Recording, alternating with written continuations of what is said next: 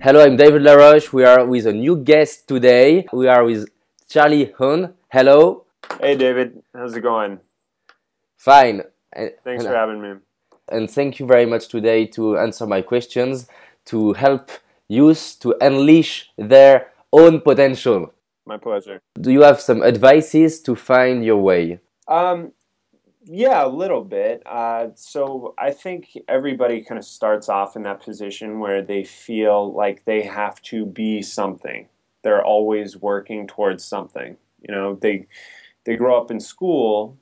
They spend 12 to 17 school told like, yes, you're working towards something bigger. You're becoming a better version of yourself. And then you get out of school and it's like, what do I do now? What am I supposed to become? And you get all these ideas in your head of, oh, I need to become a successful person, or I need to go back to graduate school so I can get more degrees. I must do these things. The reality is you don't. There's every one of us has a number of activities that we naturally find fun and Yes. interesting and make us come alive.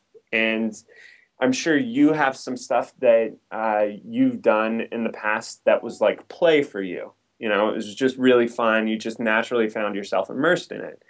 And I've used this example in the past for me.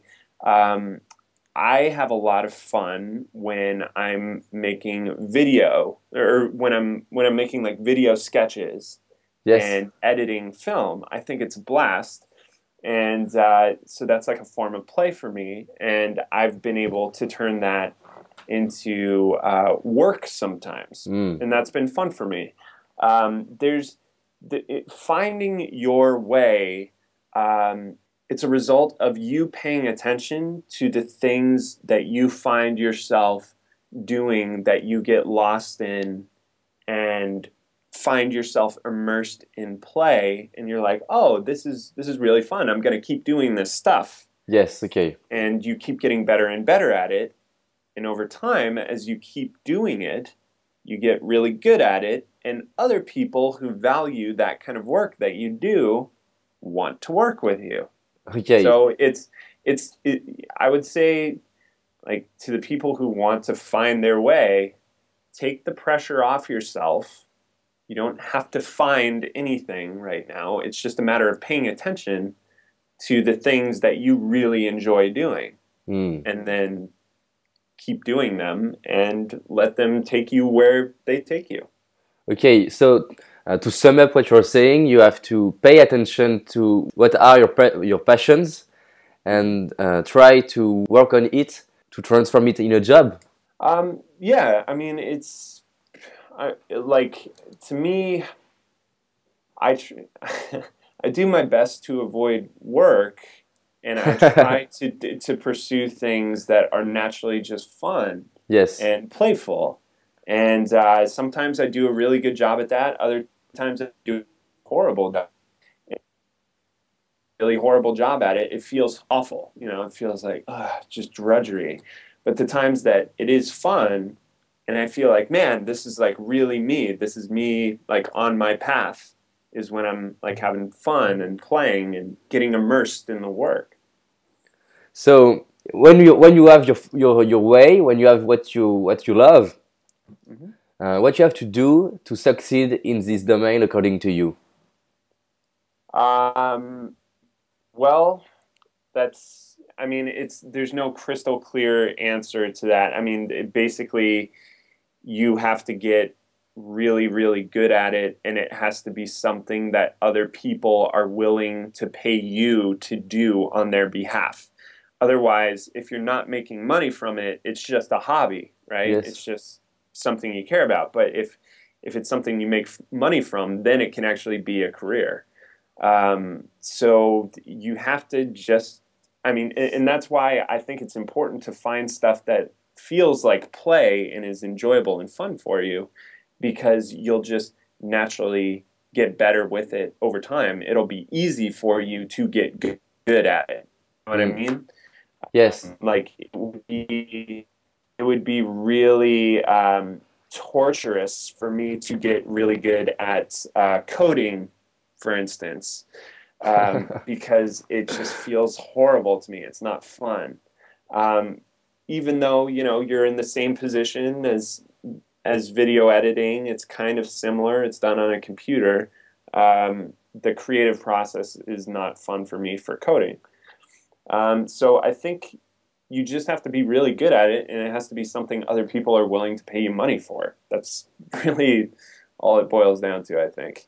Okay, you have to focus on improving yourself every day, improving what you do every day to add value to people. That's right? Yeah.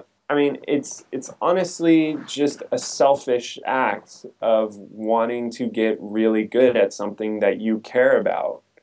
And like if you really, I mean, if I like really, really wanted to pursue video editing, I would throw everything into it and get crazy good at it, and then I would market myself as a person who's like the best video editor for, let's say I loved shooting nature scenes. So I Yes. would be that guy who when somebody needs a nature scene shot, I would be the go-to person for that. And so, I mean, there's a number of ways to get really good at stuff. I mean, you can obviously work for someone directly.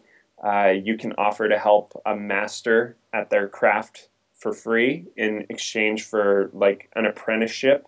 You can obviously take online course stuff, but you have to get really good at something that's valuable to other people. Okay. For example, for you, did you do a normal job? Yeah. Oh, totally. Like, oh yeah, definitely. I mean, you can't unless you have somebody funding you, like your parents, if they're willing. I mean, you could do this stuff in high school, and your parents could like fund you to do it. But I did it after college. My parents helped a little, but they weren't paying. Um, you know, whatever. I was having to do side jobs while I was getting good at certain skill sets. So yeah, I mean, if you need to pay the bills somehow, and you can't do that immediately, it does take time. You know, I mean, every single artist, every single entrepreneur has had to make compromises in order to become like the kind of person they want to become. Like Jim Carrey, for instance, he every night or I forget what it was. I think it was like every Friday or Monday night or whatever. For years, he would go and drive 2 hours to this comedy club and perform for free, and then he would drive 2 hours back. And he did this for years, and never got paid. Never even got like parking, you know, validation. It cost him time and money to do it for years, and now he's Jim Carrey, right? You know, he just kept doing it until people noticed. Mm. And I think that's basically, I mean, it's stuff that everybody knows, you Mm. know, like it's stuff that you know. Like you could be the David LaRoche you want to be, but you have to show up. But you have to show up and do it every day, you know, until Yes. people are like, yeah, that is David LaRoche. That is him. That is what he does. That's his thing. Um, and that can be applied to everybody. It's just like show up every day and do what you want to do until everybody else agrees that like, yeah, that's you. That's what you do. Yes. And what did you do with your money? Did you invest in yourself, in training, in materials, camera, camcorder? What? Right. Yeah, that's a great question, actually. So, what I did with my money, I was relentlessly frugal. So I saved everything. I was keeping track in a spreadsheet for months, every single expense I had, and every every cent that I made. or every dollar that I made. So I knew every single day. There was a point where I was only spending an average of like $13 or $14 a day. That was about as low as I got. That is hard to do, by the way. I mean, it sounds like spoiled, like American, whatever, you know, the rest of the world only lives on $2. And, but, like surprisingly difficult. So in terms of how I spent my money, I, I mean, if you can cut back on alcohol, good for you. That is going to save you a lot of money. And if you can cut down on going out and only make it like a once a week thing that you plan with your friends, then even better. I relentlessly saved. I had other friends who did the same. I had one friend who lived on a few friends' couches. I mean, if she had good friends, and she would like cook for them and clean for them in exchange and do all this stuff. What did other friends of mine do? I mean, I had another friend who slept on a mattress on the floor in an apartment. I had another friend who bought like, you know, cheap food at grocery stores and got his meals down to like $2.50 per meal. Yeah, I mean, so the question was like, did I spend my money on like better equipment, like a camcorder or something? I invested in anything that would help me, A, get better at like the skills I cared about, and B, stuff that could help me make more money in the long run. So like, for instance, like I had a really slow computer, and I was very careful about spending, but I bought the best possible computer I could find, like that, and you know, that cost a few $1,000, but it was a worthwhile investment. So, so you invested on everything it can help you to reach. Right. One thing I do want to clarify on that, so this is kind of important. So a lot of people think like, if I want to become a professional photographer or a professional videographer, they feel the need to go out and buy the best equipment they can, or like they're like, I'm going to be an entrepreneur, or like, or I'm going to be an inventor. So I'm going to go spend all this money on a patent. Or I'm gonna go become a lawyer. So I'm gonna go spend all this money on law school. And it's like the important thing there is like, you should learn first on a very, very basic, cheap or free level. Before you go and spend $3,000 on a camera, you need to spend 2 days with a friend's camera, or renting a camera, or even just making a basic slideshow on your family's computer or whatever, to see if you like it. Or if you want to become a lawyer, you go spend a day shadowing a lawyer in a law firm and see if you actually like it. Like, why would you pay all this money when you could figure out for free whether you actually like it? Okay, thank you for this answer. Yeah. I have another question. In a video of TED, you are dealing with a new way to work. What do you mean? When I say a new way to work, I just am referring to doing free work for people who are in a position that you want to be in someday. So you approach them with an offer to help them in their business, and in exchange, they teach you and help you move towards your goals of becoming basically more like them. So I did this with a number of authors because they were living lifestyles and running businesses that I admired and wanted to replicate. And can you tell us the story with Tim Ferriss? Sure. So I worked with Tim Ferriss for, like you said, roughly 3 years. I worked with him full time for about 1.5 years. And I had approached his friend Ramit, offered to do some free work for him. I offered to do some free video editing for him, and I also helped him market his book. And once I got through that successfully, I worked with Ramit for I don't know, several weeks for free. I had built up his trust, and he knew that I was good at what I did, and then he recommended me. And Tim had been approached with many offers, like, but because I came through Ramit, I didn't like vouched for. I got through and became Tim's first full-time employee. And I did a little bit of free work for Tim at the beginning, just to, make him feel better about committing to something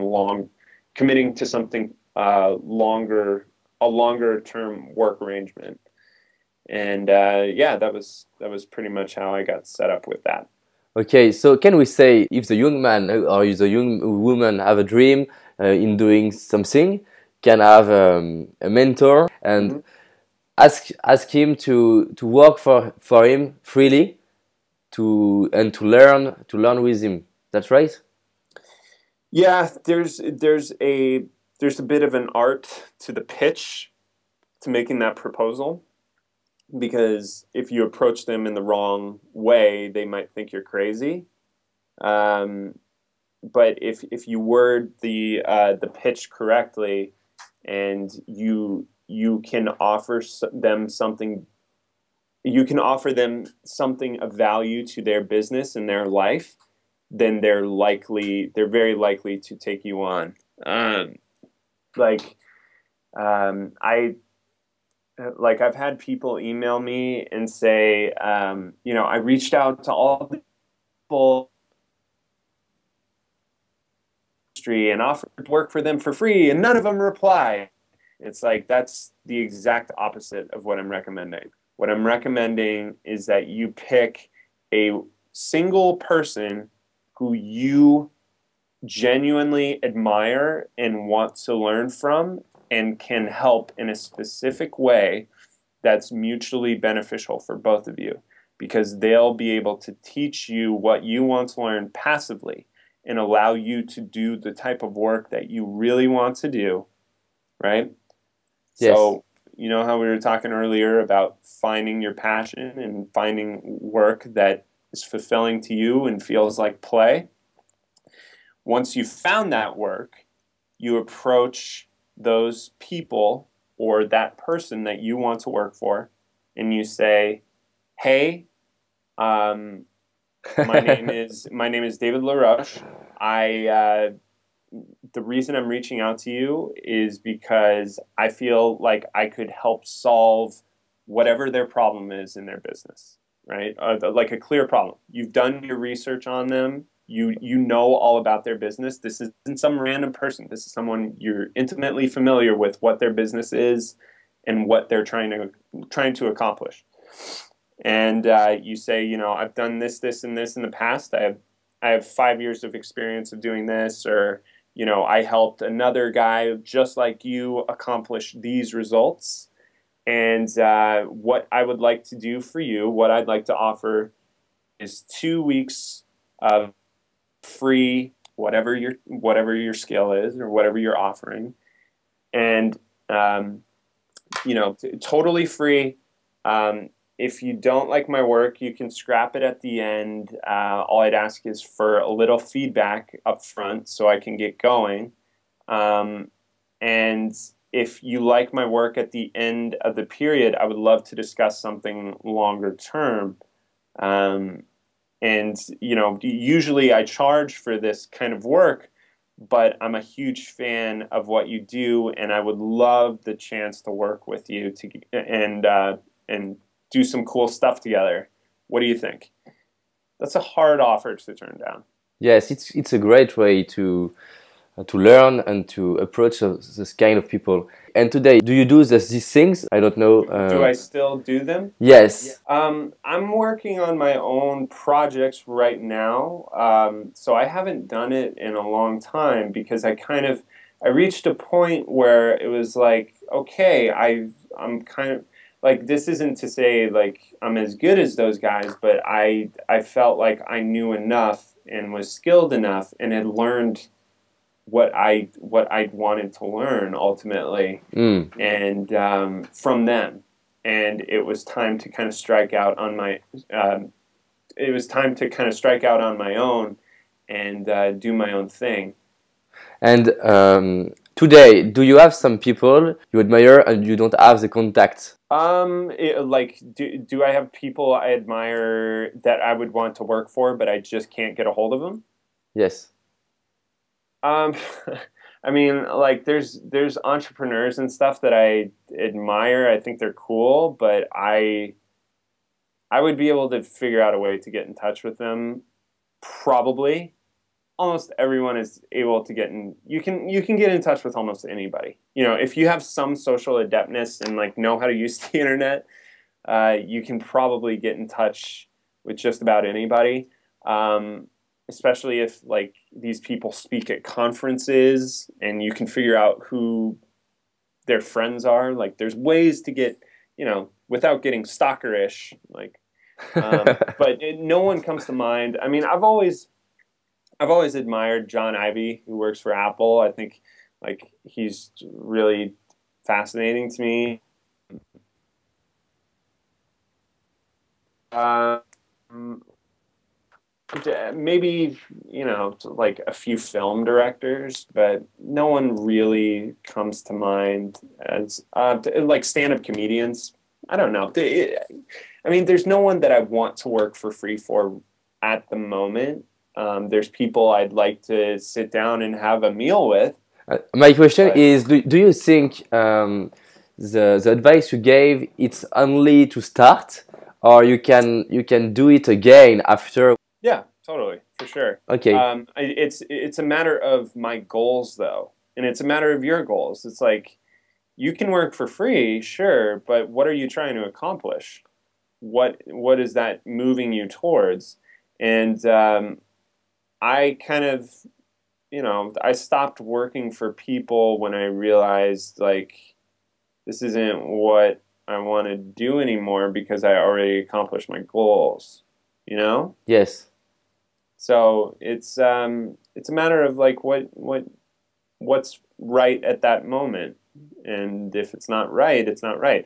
I'll say this: like I know a woman in her, I want to say late 30s, early 40s. I don't know her exact age, but she is extremely accomplished. She's a professional event planner, or she was a professional event planner for HBO, Apple. She worked alongside Steve Jobs to launch the original iPhone. She offers to work for free every now and then to get an in with certain clients. Like that's her foot in the door, figuratively speaking. Yes. Yes. I know another woman who did that, and she runs a really successful um, like web design firm, and her clients are like Disney, NASA, Intel, Apple, Coca-Cola. Like she has huge clients. And she got started by offering to do free work for a number of them, and she's super successful. Okay. It's a great advice. Thank you very much. What did you do for Tim or sorry, Ramit? I don't know how to pronounce Ramit, yeah. Ramit, for them to help them to promote their book.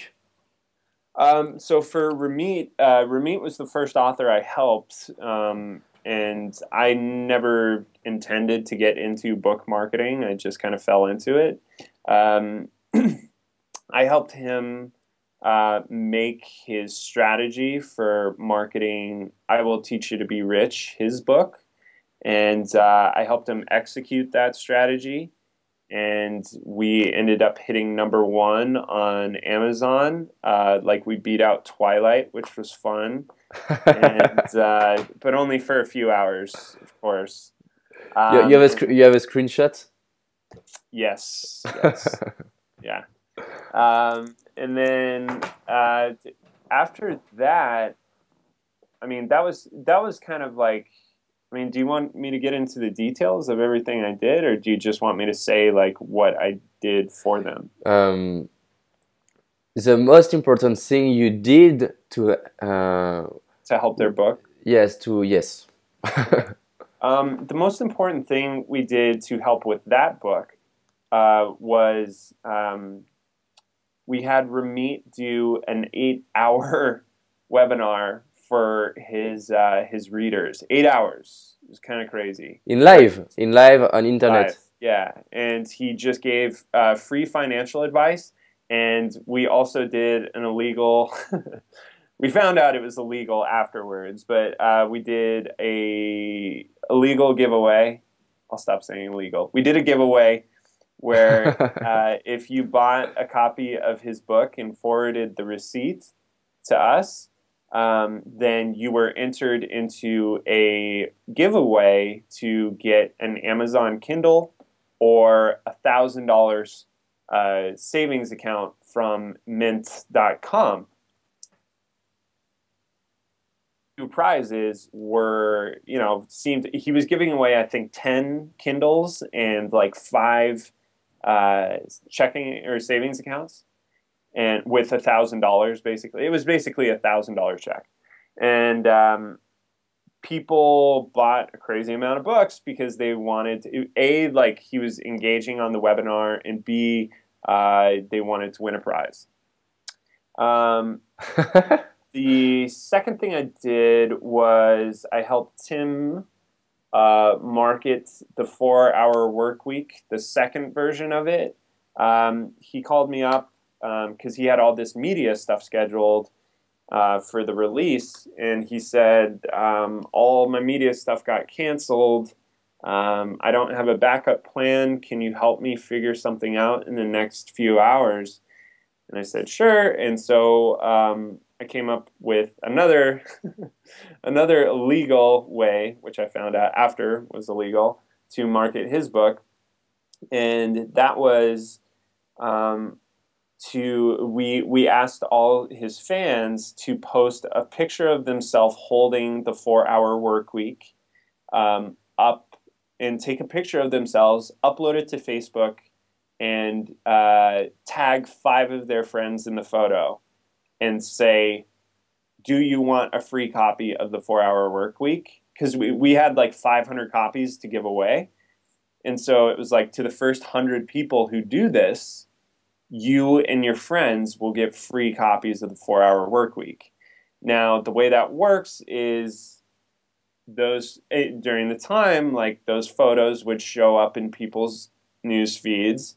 And the way it works on Facebook. If you get tagged in a picture, you have like a mini panic attack every time, because you're like, oh shit, what did this person put me in? Like, what did this person post? So you pay extra close attention, to what they're posting. And that worked really well. We did a few other things, but that in particular worked well. It got him to, I think, number 4 on the New York Times. Not that alone, obviously. Like that by itself is not enough to get on the bestseller list. But that was like an effective thing we did, and we also did a promotion that like sold multiple copies. After that, the next book I worked on was The 4-Hour Body with Tim, and we did a ton of stuff. I can't even go into all of it because there's so much stuff we did. I actually wrote a post called The 12 Lessons Learned While Marketing the 4-Hour Body. That lays out everything we did in the promotion that was really effective. If you want to learn how to market books, like, that's a great article, if I do say so myself. So that kind of lays out everything I did. And then with all the other authors, I've just kind of consulted them and just given them advice. But I haven't like been super active about, actually promoting them. It's awesome 2 ideas, and it's great. Yeah, thanks. I have a last question to ask you. What is a recession proof? What is it? So my idea of recession proof is basically like the economy doesn't dictate what kind of life you can have. The economy doesn't determine the quality of your life. Like you are in control of it at all times, and you can do the kind of work that you want to do. You're not forced into soul-sucking, lame office jobs that you don't want to do, and you're not forced to compete with 35-year-olds who are just clinging to their jobs. Like it's kind of crazy how everyone approaches their career. If you think about it, when you get out of school, what does everyone do? They send out 100 copies of they email out 100 copies of their CV, their resume, to every local employer, and they don't hear anything back. And as soon as one of them replies To take and it. actually interviews them and offers them a paycheck, they take it. And it's like, that's the worst. It's about the worst possible strategy to get it, to building the life that you actually want. And that does not make you recession proof, because you're not building your skill set, and you're handing over your well-being to a person who can cut you out of their life and cut your paycheck with 2 words. And that's the reality for a lot of people, But my idea to become recession proof is to be somebody who can sustain themselves eventually and create their own wealth by starting a business of some sort, or working for a number of people or companies if you want to do consulting and freelancing. For a number of people, and being able to create their own opportunities, so that no matter what shape the economy's in, they'll be fine. Yes. Like let's say the United States and work is scarce here, job market's super competitive, everybody's getting laid off. I'll be fine. I'm not worried about that scenario. I'm worried about the people freaking out, but I'm not worried about my scenario, because I know I'm capable of creating money-making opportunities and doing more of the work that I care about. And I know I can reach people in other markets, or I can move to another country, or There is a way to succeed. If you want to succeed and become recession proof, the thing you have to recognize is that it's up to you. You have to stop looking for people to take care of you, to stop looking for people to basically give you a paycheck for just existing, right? You have to understand that you're going to have to become a person of value that people want to pay, because you bring so much value to their lives and to their business. You can increase their sales, or you can cut their costs, or you can make them happier, or you can remove stress. You have to figure out, okay, what skills do I have that I love developing because it's fun, it's playful for me? And how can I sell myself and get people to want to pay a premium rate for me? What makes me unique from everybody else? And when you become that person, which you can, there's no other David LaRoche in the world, and there's never going to be another Charlie Hoehn in the world. As soon as you become that unique person, then you can be recession proof. It's great. Cool, thanks. So I have a last question about what you are saying. What could be the advices to be a loser? Okay, look, so if you want to be a loser, be afraid of taking a risk and failing. Mm. Don't ever start anything. Okay. Don't ever build momentum. I Just take notes. go along with what everyone else is doing, and you will likely be a loser. And if you're not a loser, you'll be unhappy. Okay, it's good. It's the first. Do you have another advice to be an excellent loser? Oh, to be an excellent loser, I would say, you know, like, I don't know, go stick a needle in your arm every day. I don't know. Okay. Actually, I mean, if you want to be an excellent loser, like, always wait for the future, Ah, yes. for a better tomorrow. For the next opportunities. Yeah, always be saying tomorrow. You know, tomorrow I'll do that, because there's no such thing as tomorrow. So it's for you to say I'll do it tomorrow is you saying I'm never going to do it, because tomorrow never comes. There's only now. You know, so